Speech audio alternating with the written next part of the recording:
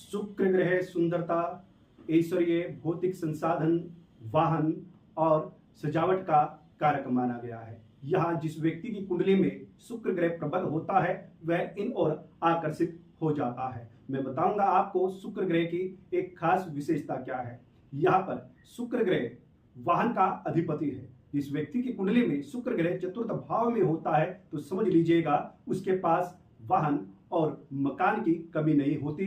उसके पास 2-4 वाहन और कई मकान होते हैं और उस व्यक्ति को वाहन का भी शौक होता है, मकान इत्यादि का भी, अच्छे मकान का, यानी कि ये नहीं कह सकते कि नॉर्मल, अच्छे मकानों का, जो बड़े मकानों का उसको या बड़ी गाड़ी का शौक होता है। यहाँ पर विशेष बताऊंगा आपको शुक्र ग्रह के बारे में, क्योंकि शुक्र ग्रह दाम्पत्य जीवन का भी स्वामी है। किसी व्यक्ति का अगर शुक्र ग्रह नीच राशि में अनिष्ट स्थिति में हो तो उसके दाम्पत्य जीवन को, वैवाहिक जीवन को नष्ट कर देता है। सप्तम भाव से विवाह का देखा जाता है और सप्तम भाव का जो कारक है वह भी शुक्र ग्रह है। किसी व्यक्ति के अगर सप्तम भाव में शुक्र ग्रह उपस्थित हो, विराजित हो, तो वह 2 विवाह करा देता है। उसका प्रथम विवाह नहीं चल पाता, हालांकि उसका संपर्क बहुत स्त्रियों से रहता है, पर फिर भी स्वयं का वैवाहिक जीवन नहीं चल पाता, क्योंकि कहते हैं कारको भाव नाशाय।